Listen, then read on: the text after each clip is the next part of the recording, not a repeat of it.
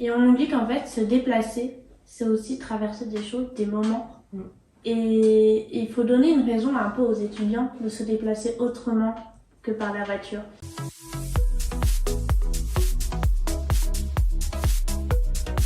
Il y a quelque chose d'important que c'est la mobilité dans les campus. Il y a un jour, vous arrivez à l'école d'architecture, parce que vous venez de l'école d'architecture, et il y a quelqu'un qui a dit vous pouvez travailler sur un projet que la Aruba et Bordeaux Métropole ils commandent pour des étudiants, que c'est la mobilité sur le campus. Ouais. Et ces jours-là, vous connaissez rien du tout de la mobilité, je crois, c'est ça que vous m'avez dit. Et vous avez dit, ah oui, nous on travaille sur la mobilité sur le campus. Alors, il y a 2 points que je pense qu'il faut souligner, c'est que donc on a commencé à travailler sur la mobilité en master, donc juste l'année dernière, donc on a fait quand même 3 ans avant à l'école d'architecture, et donc j'ai presque envie de dire que on ne connaissait ni la mobilité, ni le campus. Donc il a fallu découvrir le campus et découvrir et comprendre ce qu'était la mobilité, que ce soit en général et dans le campus. Et mon premier sentiment, je me souviens quand on nous a dit, quand on a décidé qu'on allait choisir la mobilité comme travail, je me suis dit, ah super, j'étais pas du tout emballée. La mobilité, ça me parlait pas du tout. Je me suis dit, bon, ça va s'arrêter aux voitures, au vélo, ok, ouais. Qu'est-ce que nous, on peut faire en tant qu'archi? La commande, c'était quoi la commande? Qu'est-ce que vous vous ont dit, hein? La commande était assez grande quand même. On devait d'abord faire un état des lieux, des recherches littéraires. À la suite de ça, donc, on devait compléter par un benchmark. Donc, la métropole nous a demandé de trouver des références sur le territoire national et aussi à l'étranger sur des réponses sur la mobilité. Qu'est-ce qu'on peut faire, qu'est-ce que les autres font et qu'est-ce qu'on peut s'inspirer. Et à la suite de ça, donc de cette présentation du benchmark, on a dû faire des gros focus. Donc, interroger des étudiants sur le campus et recueillir leur avis, leur perception de la mobilité sur le campus. Et nous, après, de notre côté, on avait une réponse architecturale à fournir. Et cette commande-là, elle s'inscrit dans le plan pour le futur plan de mobilité du campus qui est instauré par la métropole et toutes les facs qu'on peut avoir sur le campus. Et vous étiez accompagné, j'imagine, pour faire ce travail. Exactement. Donc le commanditaire, c'est Bordeaux Métropole. Et ensuite, on est accompagné par un tuteur, donc en l'occurrence François Perron de la URBA, et nos enseignants à l'école d'architecture ou de Sciences Po. Parce que là, analyse idéale, et vous êtes là, mais vous n'étiez pas tout seul pour faire ça. Exactement. Vous étiez un groupe, vous On m'avez dit, était un groupe de 6, 7. On avait une personne qui était un peu extérieure, qui arrivait en cours de route, une Erasmus, et c'était super parce que c'était un regard un peu extérieur et qui venait de l'international. Et les étudiants que vous avez interviewés? Alors, Ouais, c'est quoi votre ressenti à vous? Qu'est-ce que Le c'est ressenti, il a été un peu difficile à mettre en place parce qu'à la base, la commande, c'était des groupes focus. Donc vraiment organiser et faire venir des étudiants dans un cadre assez choisi et pendant 2 heures. On a eu beaucoup de mal à mettre ça en place. On a pu le mettre à l'école d'architecture, mais après, ça a été difficile. Alors, aussi question de date et d'examen. Mais du coup, on a essayé de rebondir et ça a plutôt bien marché avec la métropole en essayant de rajouter au groupe focus des micro-trottoirs.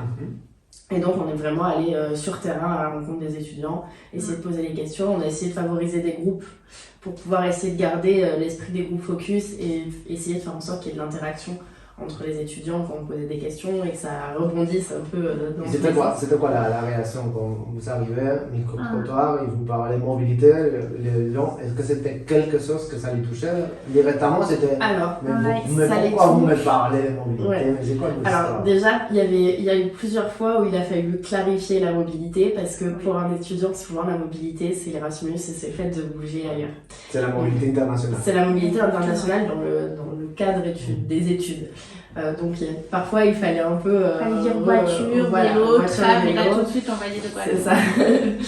Et ensuite, à chaque fois on essayait de diriger les micro-trottoirs avec justement les 4 thématiques, voiture, vélo, transport en commun et marche.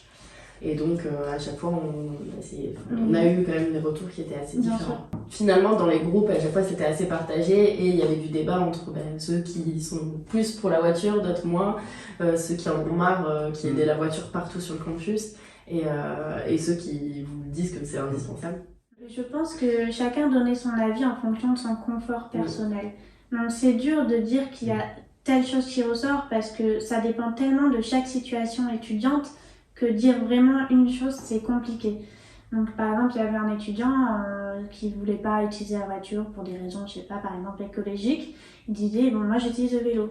Donc le mieux, ça serait d'enlever la voiture. Ok, mais celui qui utilise la voiture parce qu'il n'a pas le choix, fait non, je ne peux pas. Je ne peux pas utiliser le transport en commun parce que je suis trop loin, je ne peux pas utiliser le vélo parce qu'il n'y a pas des pistes aménagées. Donc vraiment, c'était très diversifié comme réponse qu'on a eue dans les micro-trottoirs. On revient. On revient. Travail. Comment faire pour avoir de métropole avec l'URPA et l'université. Vous avez fait un état des lieux. Vous avez fait une enquête. Une enquête de travail avec focus des étudiants. Vous avez fait un benchmark. Merci. Des préconisations et un travail urbanistique ou architectural plutôt. Comment vous avez fait ce travail? Globalement, le benchmark, plutôt que d'aller voir d'abord par ville, on a plutôt cherché à recenser les problèmes, faire un état des lieux du campus et trouver des références. On commence par là alors. L'état des lieux. C'est quoi l'état des lieux de campus? L'état des lieux, alors vraiment c'était très curieux parce que ça nous a permis de découvrir le campus. Alors, nous on a une situation un peu à part. On peut voir l'école avec les petits M&M's qu'on peut voir ici. On est un petit peu à part du reste du campus qui est sur la ligne, le long de la ligne de tramway. Et donc on a vraiment découvert le campus cette année et c'était plutôt pas plus mal parce que ça nous permettait surtout d'avoir un regard neuf et ne pas avoir des a priori quoi que ce soit sur le campus. Et globalement, c'est assez terrible pour moi cette analyse de campus.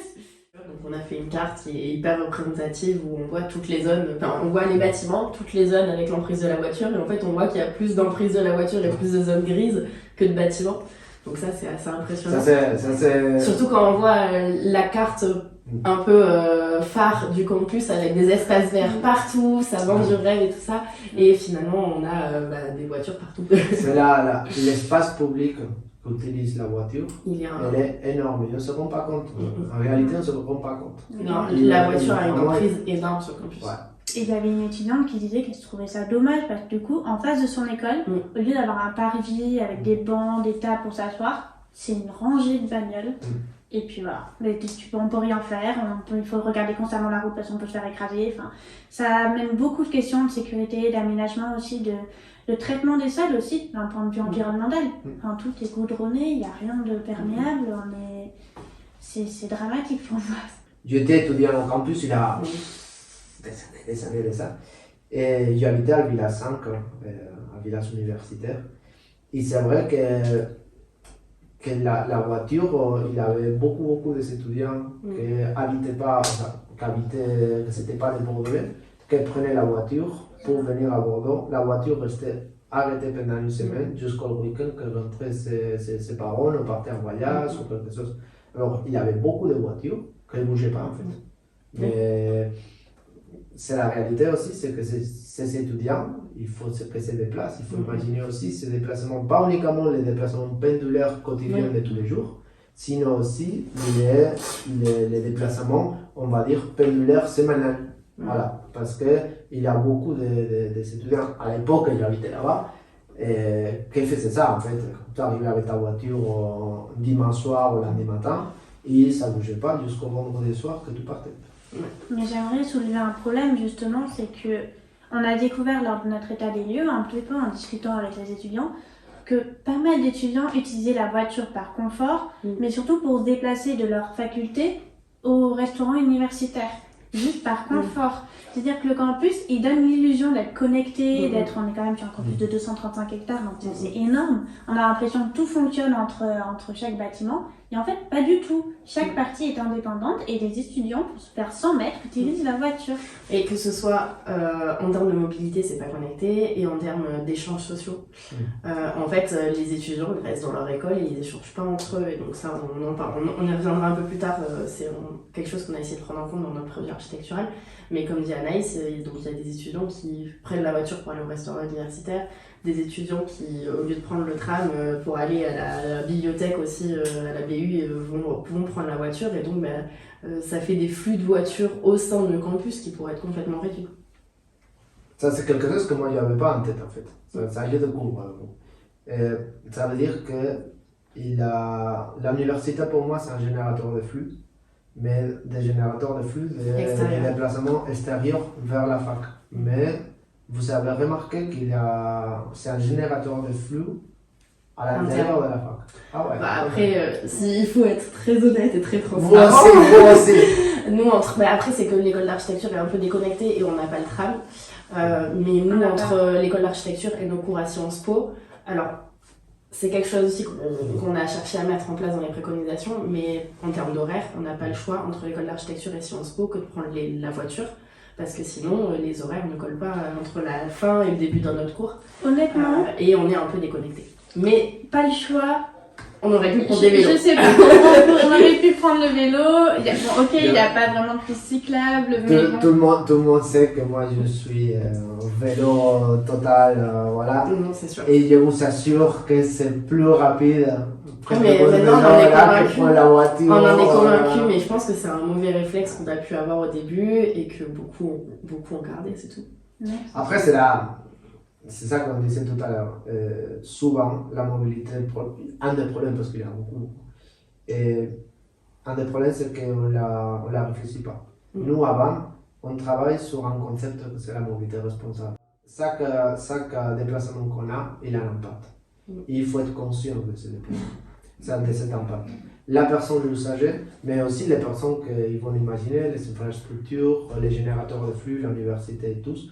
Il faut réfléchir à que chaque déplacement, il a un impact écologique, un impact économique et un impact social. Mais c'est tout l'objet de notre travail, c'est d'essayer de créer, alors on appelle ça en architecture de habiter la mobilité, mais finalement par habiter on entend créer de la vie et créer des échanges sociaux autour de la mobilité parce qu'il y a des flux et ces flux il faut les vivre et créer une interaction par ces flux et ces déplacements. On revient à la mobilité, c'est une conséquence. Exactement. On me donner la place pour un petit jeu que je peux vous proposer.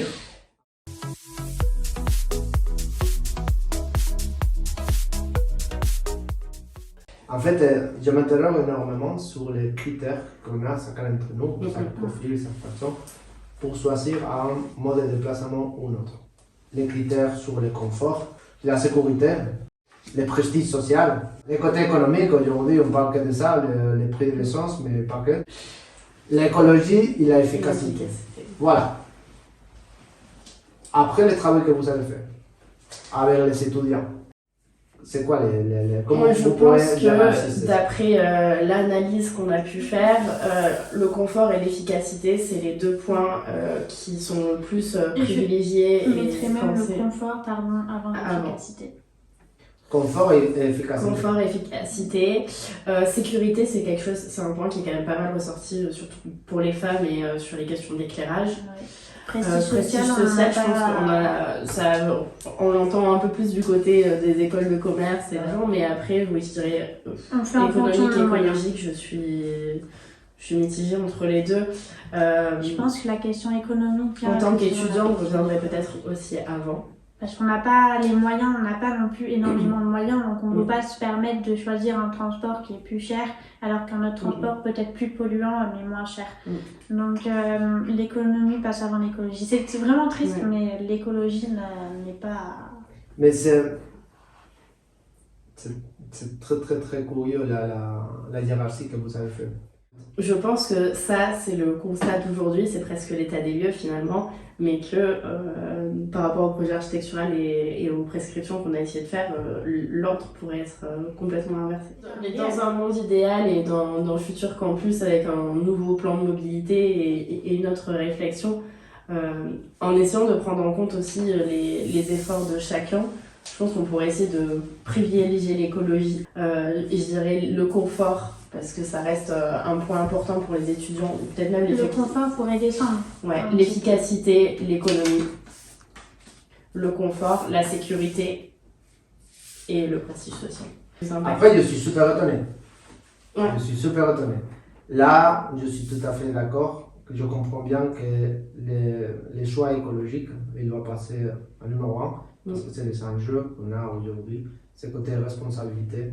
Vraiment, chaque déplacement qu'on fait, il a un impact à niveau écologique. À partir du moment, je pense, où on prend en compte la question écologique sur le campus, je pense que ça a un impact direct sur le confort et sur la qualité un peu de vie et sociologique. Donc je sais pas si on pourrait laisser le confort Je aussi. sais pas, parce que le confort, On peut les mettre à côté aussi, non? Je sais pas, parce que justement, pour nous, dans notre idéal, c'est de mettre un peu la voiture à la périphérie du campus.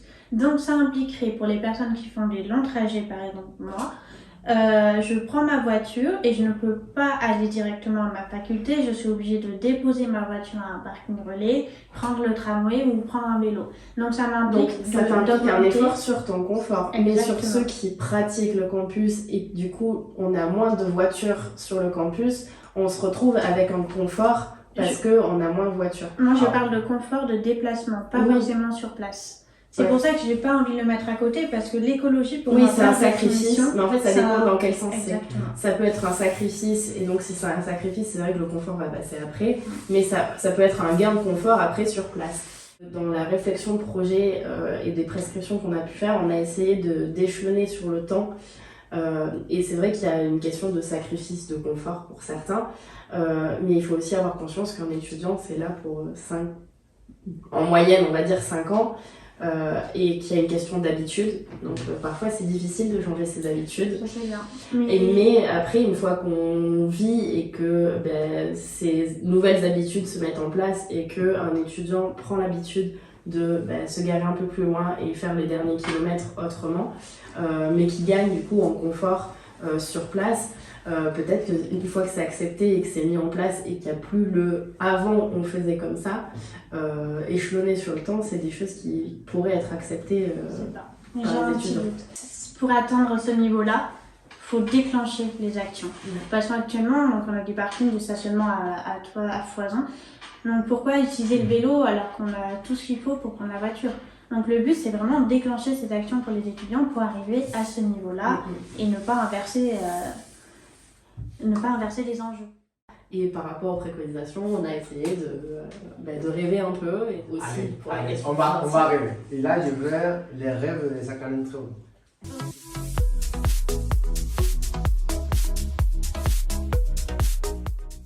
C'est quoi les rêves d'un campus responsable mobile? Voilà. Comment vous aimeriez que ce soit ce campus? Tu peux? Oui, vas-y. Pour moi, mon campus idéal, en fait, on a fait un voyage aux Pays-Bas il n'y a pas longtemps. Et personnellement, donc, vous avez compris, j'utilise la voiture. Et le vélo, c'est quelque chose, c'est un souvenir d'enfance pour moi. Mais je n'utilise plus le vélo parce que j'ai peur avec les voitures qui sont à proximité. Et du coup, ça faisait des années que j'utilisais plus mon vélo et le Pays-Bas m'a réconcilié avec le vélo. Parce que vraiment, aller aux Pays-Bas, il y a des pistes cyclables qui font déjà, c'est pas 1 mètre de large, c'est 2 mètres de large. Mais qu'est-ce que c'est bien le vélo? Et du coup, j'ai envie que le campus, ce soit le campus du vélo. Vraiment, qu'on ait la place de prendre le vélo, qu'on nous donne l'envie d'utiliser le vélo. Et je pense qu'il faut s'inspirer des Pays-Bas. Parce que les Pays-Bas, ils ont des parkings vélos immenses. C'est juste incroyable. On a largement des pistes cyclables qui sont très larges. Et surtout, le vélo est prioritaire sur tout. Même la marche, les piétons. Ça m'avait un petit peu choqué d'ailleurs. Mais même nous, en tant que piétons, on doit s'arrêter pour laisser passer les vélos. Parce que les vélos, justement, c'est la rapidité, l'efficacité. Il faut se concentrer sur sa route. Et pour moi, ça sera un campus du vélo. Genre la voiture, on la met en périphérie, on la ferme, on la ferme le plus possible. Il faut proposer des alternatives parce que bannir la voiture, c'est trop compliqué et ça en punirait certains. C'est mon rêve. Oui, non. Je le rêve d'Anaïs, c'est un campus presque sans voiture. Ouais, c'est possible. Oui. Moi, je suis carrément d'accord avec ça. Je pense qu'il faut proposer des alternatives et donc mettre la voiture en périphérie, tout simplement. Et ensuite, pouvoir avoir un campus vert. Je pense que le plan aujourd'hui du campus qui est très vert, il est très mensonger. C'est des espaces verts qui, on le disait un peu tout à l'heure, c'est des espaces verts qui font peur, qui sont délaissés, qui sont très secs. Et donc moi je rêve plutôt d'un campus vert qui se parcourt à vélo. Vivant. J'ai fait le voyage aux Pays-Bas avec Anaïs. Donc oui, il y a cette question En fait, ce qui était vraiment génial là-bas, c'est qu'on prenait plaisir à faire du vélo parce que tout était pensé pour et qu'il n'y avait pas de sentiment d'insécurité à vélo et que ce soit quand on roule ou pour le stationner. Donc un campus vert qui puisse dans lequel on puisse se promener de façon assez agréable à vélo. Et c'est vrai qu'il y aurait une omniprésence. Enfin, en fait, il faut que le vélo remplace la voiture. Finalement, notre campus rêvé, c'est un peu ce qu'on a essayé de faire dans notre projet architectural. C'est les questions de la crainte du vol de vélo, la question d'insécurité d'infrastructure, mais aussi de la crainte du vol. Et donc, c'est ce qui fait l'objet du projet qui est juste à ma droite.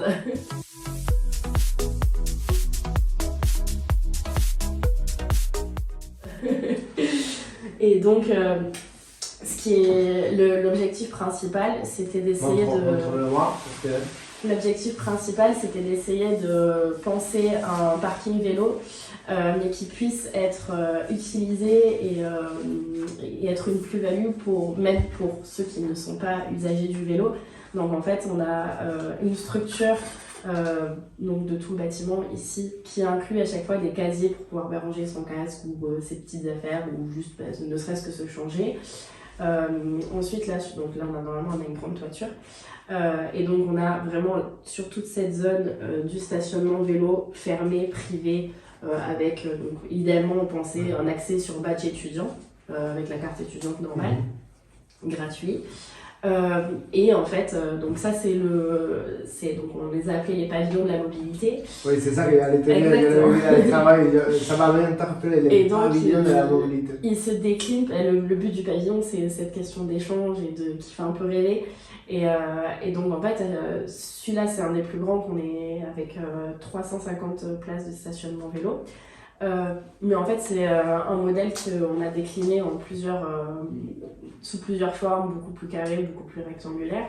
Mais à chaque fois, il y a cette question d'usage aussi pour ceux qui ne sont pas usagers du vélo et qui revient sur tout ce qu'on a dit, cette question de vivre la mobilité, profiter, avoir des petits points où tout le monde se rassemble et se retrouve. Et donc à chaque fois, on a un îlot qui est ouvert à tout le monde. Donc, les parties fermées sont à partir d'ici. Et donc, en fait, à chaque fois, c'est ici, là, en l'occurrence, on a un petit tableau de quoi travailler en groupe si on a envie de travailler en groupe au soleil. Et donc là, on a un petit amphithéâtre pour manger, se poser, quelque chose d'assez tranquille, d'assez vert. Cette partie du pavillon de la mobilité fait partie d'un réseau qu'on a pensé dans le campus. C'est-à-dire que le campus, on s'est dit, ok, il y a la ligne de tram qui traverse en centre, mais quand on va s'éloigner de la ligne de tram, il n'y a plus grand-chose. Donc le but, c'est de venir compléter ces différents moyens de transport, en apportant donc ce pavillon de la mobilité qu'on peut décliner à plusieurs endroits sur le campus et sous différentes formes en fait. On pourrait dire que ces pavillons, c'est des pôles multimodales. Exactement. Ça fait partie, c'est dans cette perspective. Et on a essayé de prendre en compte un maximum les questions d'usage. Donc là, sur la partie qui n'est pas fermée, on aurait tout ce qui serait location et éventuellement trottinette.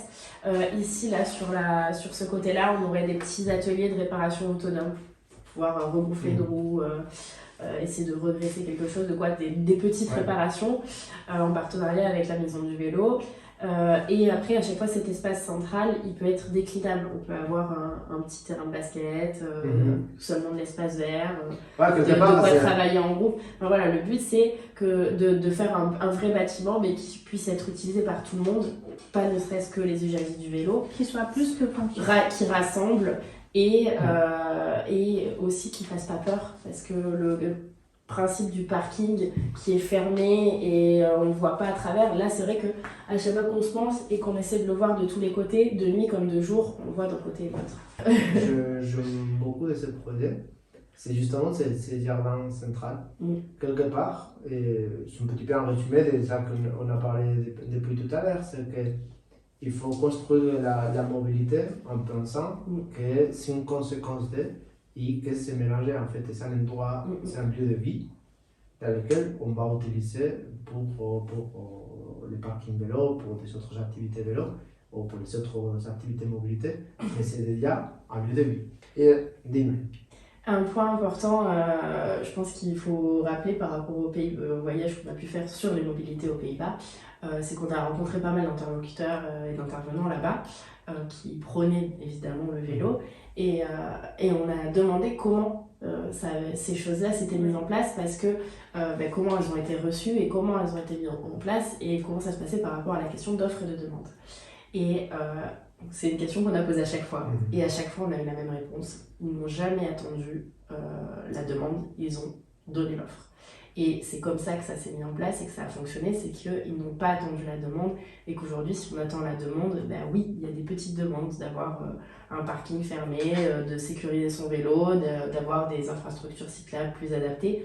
Mais comme c'est pas en place, tout le monde n'utilise pas le vélo, alors que là-bas, à partir du moment où ça a été mis en place, l'offre était là et la demande est arrivée parce que c'était super agréable. En fait, et c'est ce qu'on rêve, nous, pour le campus. Quelque part, toi, un étudiant, tu ne te poses pas les questions. Tu vas étudier, l'architecture, c'est 5 ans, mais bon, il y a pas mal de parcours, c'est 200, 300, plus les Erasmus. Oui, c'est ça. Tu arrives et tout t'adaptes à ce qu'il a.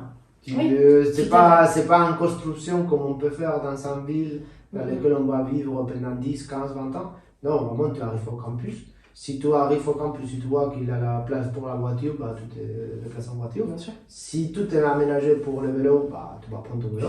Et tu t'adaptes, c'est ça. Quand il y a des étudiants de Bordeaux qui vont aux Pays-Bas, les premières choses qu'ils font, c'est acheter un vélo.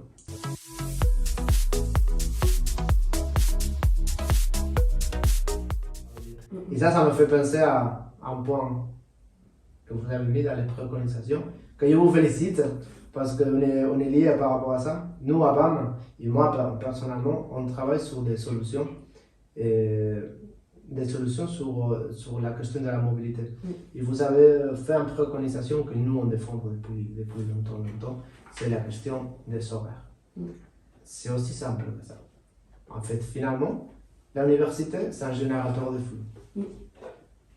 Avec un travail en coopération, que c'est un petit peu l'ADN de l'association BAM, faire que les différentes structures, les différents acteurs de la mobilité, acteurs et actrices de la mobilité, coopèrent et travaillent ensemble. Avec un travail que ça dure 1 mois, 2 mois, 3 mois, peu importe, entre Bordeaux Métropole, les différentes facs et des institutions concernées, la clinique, voilà. Travailler sur les horaires d'entrée et de sortie. Simplement avec cette action, pas cher du tout, mais qui permettra un travail de coopération, un petit peu d'organisation pendant 1 mois, 2 mois, pour vraiment bien tester, pour bien me faire, mais ça changerait complètement la mobilité en fait. Totalement, c'est ce qu'on a essayé. Donc en fait, l'idée, on l'a récupérée dans le benchmark, c'est l'université de Clermont qui a mis ça en place en France en premier.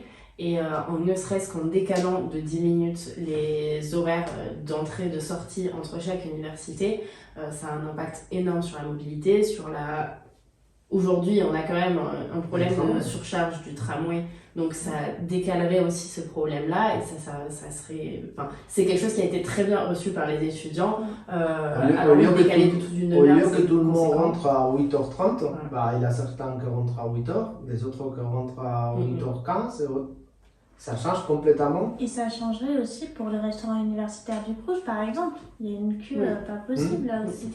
Donc ça change plein de choses. C'est un travail que c'est simple, quelque part. Oui, c'est pas aussi simple que ça, il faut se coordonner, il faut le travailler.